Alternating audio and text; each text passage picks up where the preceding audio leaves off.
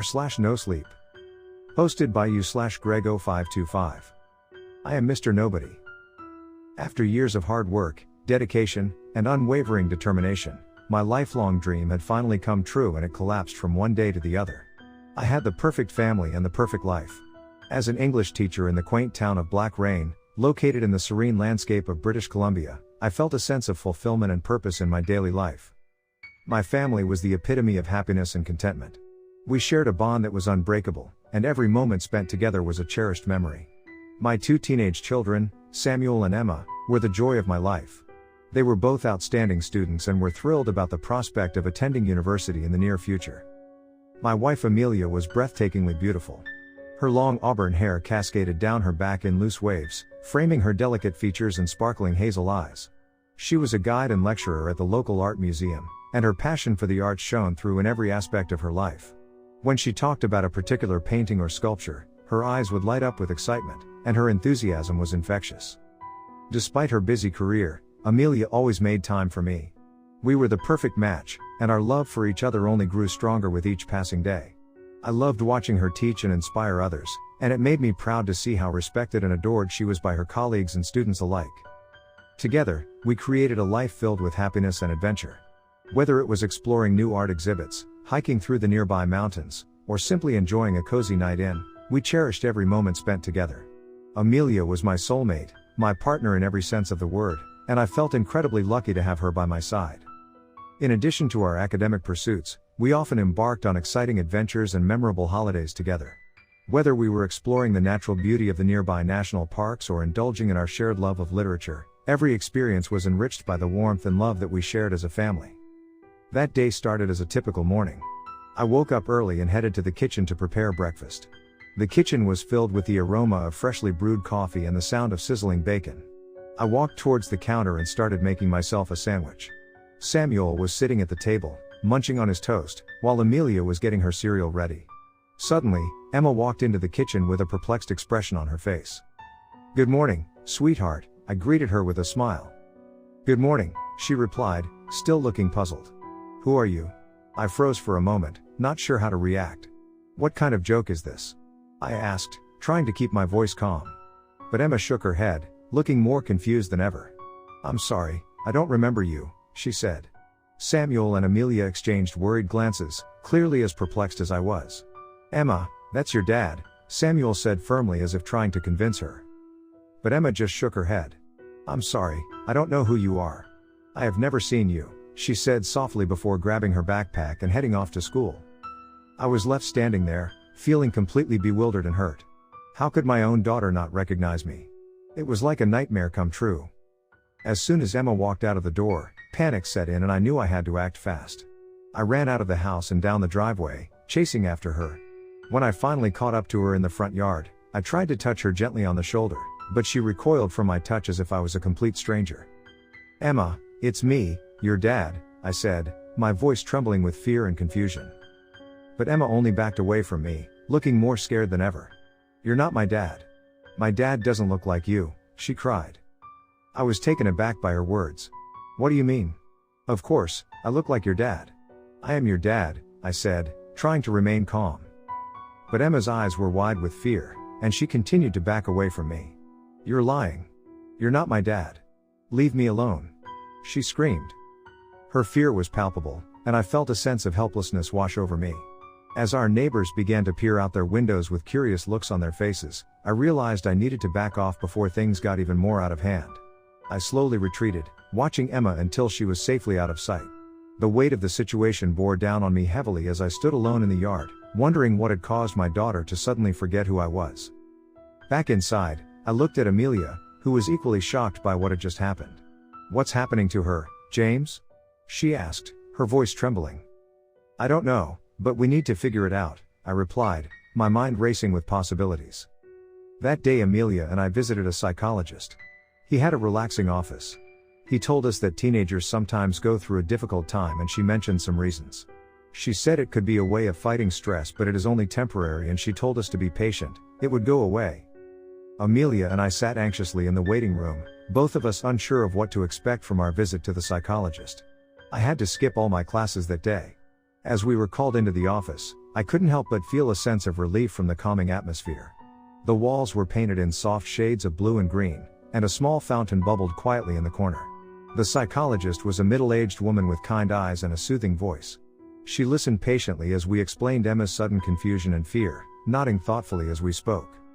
Teenagers can often go through a period of difficulty, especially during times of stress, she explained. It's possible that this is just a temporary phase for Emma. But why would she forget who I am? I asked, my voice wavering slightly. It could be a defense mechanism, the psychologist suggested. Sometimes our brains try to protect us from painful memories or experiences, and forgetting certain things can be a way of coping with those feelings. Painful memories? Like a boyfriend?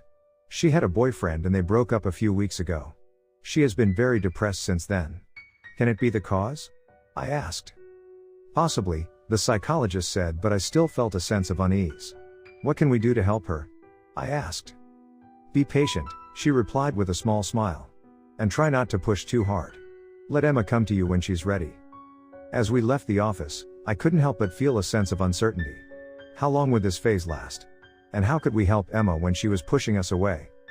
Later that day Emma came home from school and said she did not want to have dinner with that man. She meant me. So she ate in her own room. Samuel went to play video games and Amelia and I went to bed. We both hoped Emma would be all right soon. Later that day, as Emma walked through the door, I couldn't help but feel a sense of unease wash over me. She had been so distant lately, and I couldn't shake the feeling that something was seriously wrong.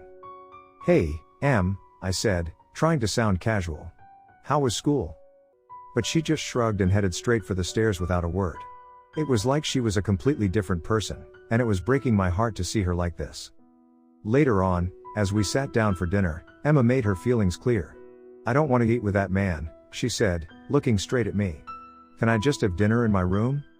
She then walked away, leaving me feeling more lost and helpless than ever before.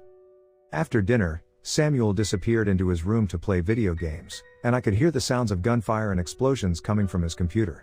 It was a stark reminder of how different things were now, how far we had strayed from the happy, carefree family we used to be. As Amelia and I got ready for bed, I couldn't help but feel a sense of hopelessness wash over me. Do you think she'll be okay? I asked, my voice barely above a whisper. Amelia sighed, her expression sad. I don't know, she said, shaking her head. But we have to be patient, and hope that things will get better soon. I nodded, knowing that she was right. But as I lay in bed that night, I couldn't shake the feeling that things were only going to get worse before they got better. As I woke up the next morning, my thoughts immediately went to Emma. I hoped that she was feeling better and that her fever had gone down. I quickly got dressed and made my way to the kitchen, hoping to find her there. To my surprise, as soon as she saw me, she asked, "How come you're still here? I thought you were leaving today." I was about to say something when Samuel looked at me. "I am sorry, who are you?" My heart sank. I looked at him with a mix of confusion and anger. "What do you mean, who am I?" "I'm your father," I said, my voice rising in frustration. But Samuel only looked at me with a blank expression, as if he had never seen me before in his life. "I don't know who you are," he said, his voice tinged with fear. My mind raced with possibilities. Was this some kind of prank, a cruel joke being played on me by my own children? But as I looked into their eyes, I could see that this was no joke. They genuinely didn't recognize me. "Listen to me, both of you," I said, my voice stern. "I am your father, and you have to respect me as such. This is not a game, and I won't tolerate this kind of behavior from either of you." But as I spoke, I could feel the weight of uncertainty bearing down on me. What if they were telling the truth? What if they really didn't recognize me? "I don't know what you are talking about. If this is a prank from my dad, tell him it is kinda creepy," he said, grabbed and left for school. Emma followed her and slammed the door. I still heard the word "weirdo fuck" from Emma from the outside. When Amelia walked into the kitchen, I shared with her the disturbing news about Samuel's strange behavior and how he had failed to recognize me. I was so upset that I found it difficult to focus on my work, so I took a sick day and Amelia came with me to see the psychologist again, hoping to resolve the situation. As soon as we arrived at the psychologist's office, we were ushered into her consultation room. The psychologist greeted us with a warm smile and gestured for us to take a seat.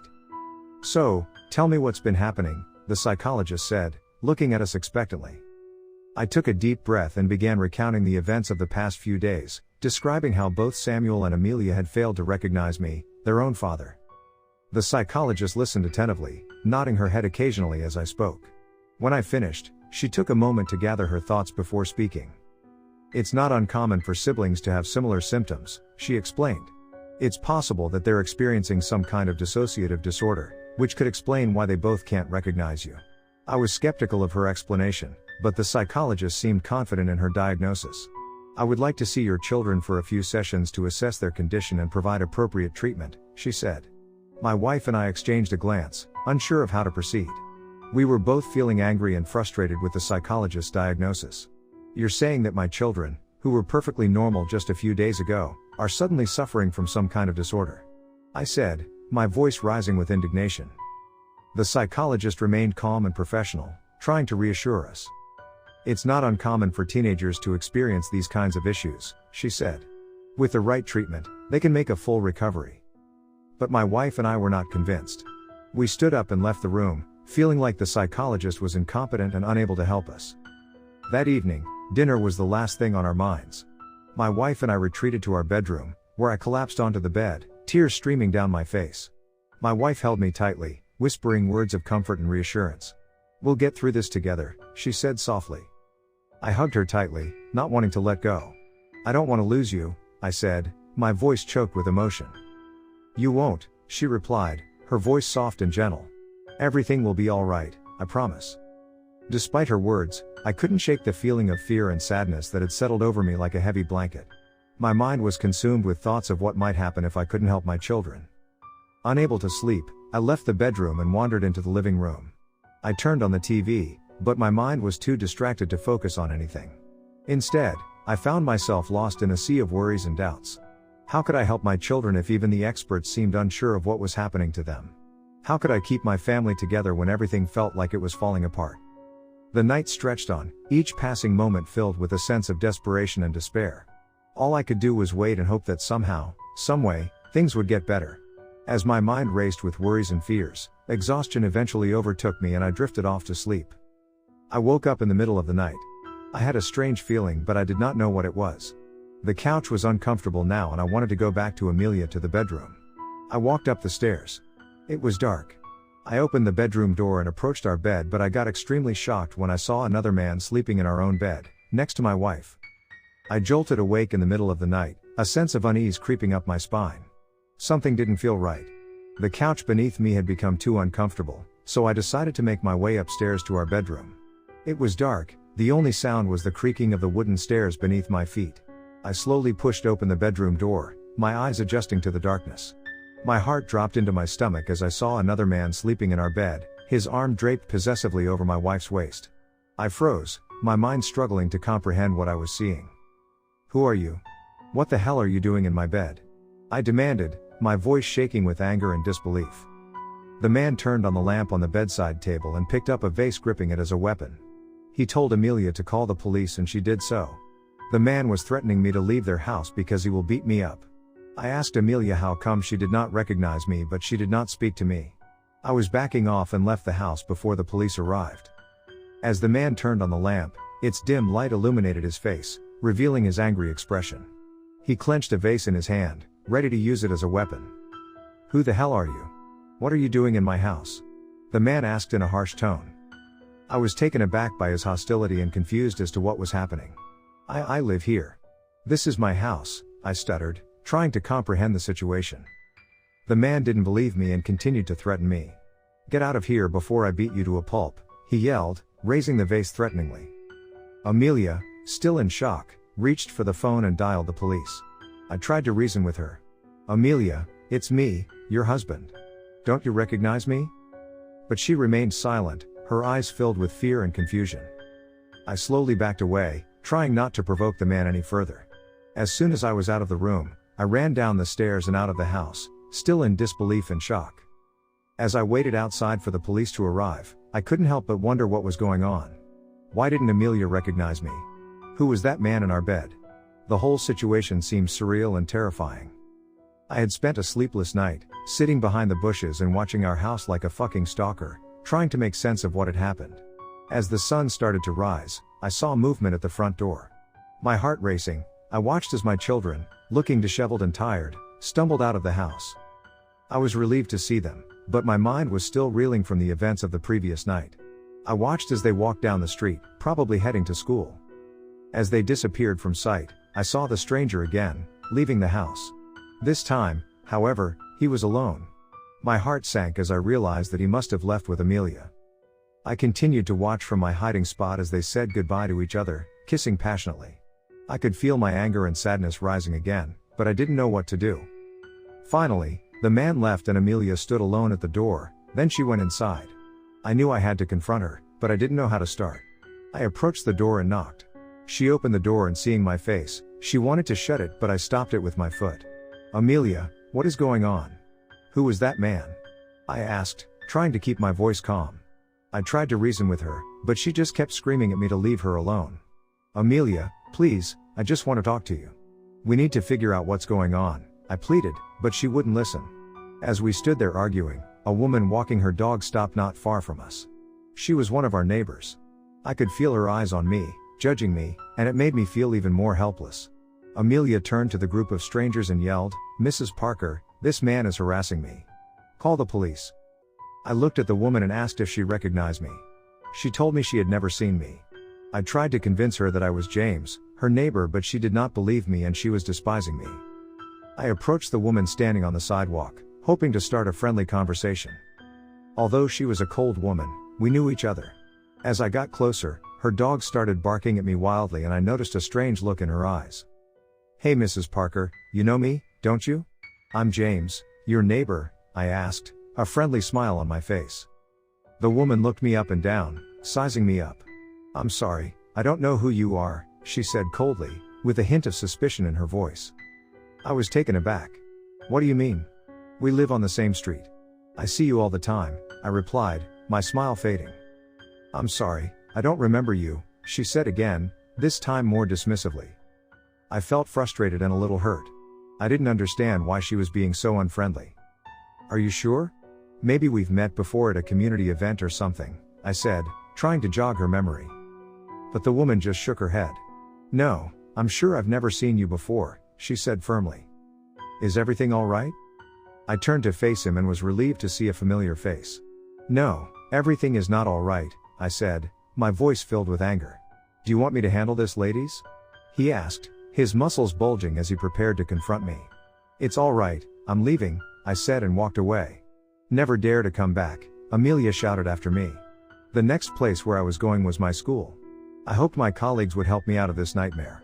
I approached a group of teachers who were chatting in the hallway. They looked at me strangely, like I was an intruder. "Hey guys, you won't believe me what's happening to me." One of them, Ms. Johnson, spoke up. "I'm sorry, your name is?" No. Please no. You really don't know who I am? Are you sure you're at the right school?" I was getting frustrated. "Yes, I'm sure. I've been teaching here for 5 years. How could you not know me? I am James Hall, for fuck's sake." Another teacher, Mr. Chen, spoke up.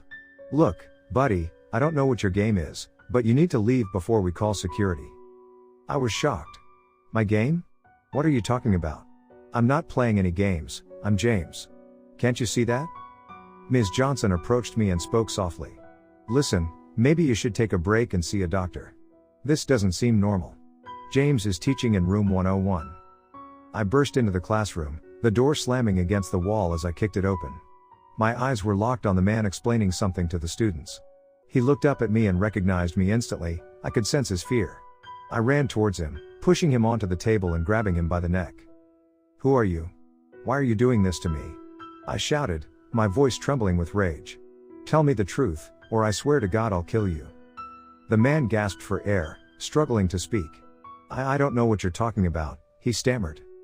"Don't lie to me," I growled, tightening my grip on his neck. "I woke up this morning and my life was gone. My wife, my kids, my job, everything. And now you're standing here in my place, pretending to be me." As the fight broke out in the classroom, the students were taken aback and quickly stood up from their seats, some of them even backing away towards the walls. Some students were shouting and screaming, their voices echoing in the classroom, while others were gasping in shock. A few brave students tried to intervene and break up the fight, but they changed their minds for some reason. Others were frantically pulling out their phones to record the incident, capturing the chaos unfolding before them. A sense of fear and confusion hung in the air as we continued to grapple with each other. It was clear that nobody recognized me either, and they had never witnessed anything like this before. The sight of our violent altercation left them feeling vulnerable and scared. The man's eyes widened in shock, and he tried to speak again. "I swear, I don't know anything about that. I'm James Hall, as I told you." "Prove it," I demanded, releasing my grip on his neck. "Show me some ID or something." The man fumbled in his pockets and pulled out his wallet. He handed me his ID card, and I studied it closely. It looked genuine. It was his face and the name James Hall. I sighed and stepped back, still trying to process everything that had happened. "I'm sorry," I said, feeling a twinge of guilt for attacking him. "I guess I just lost it for a minute there. I am not sure who I am anymore." I sat in the interview room, my heart pounding in my chest. The walls were a drab gray, and the only sound was the humming of the fluorescent lights overhead. I could still hear the echoes of the fake James Hall in my head shouting at me, "I will fucking kill you." At the arrival of the police. Finally, the door creaked open and the officer walked in. He had a stern look on his face, and I braced myself for the worst. "I know what you've been doing," he said, his voice firm. "You've been stalking that family. We could charge you with stalking and physical assault, but Mr. Hall has decided not to press charges. This is your last chance. If we catch you again, you'll go straight to jail." I felt a wave of relief wash over me, but it was quickly replaced by a sense of unease. How had I ended up in this situation? The detective's words echoed in my mind, and I knew I had to tell him the truth.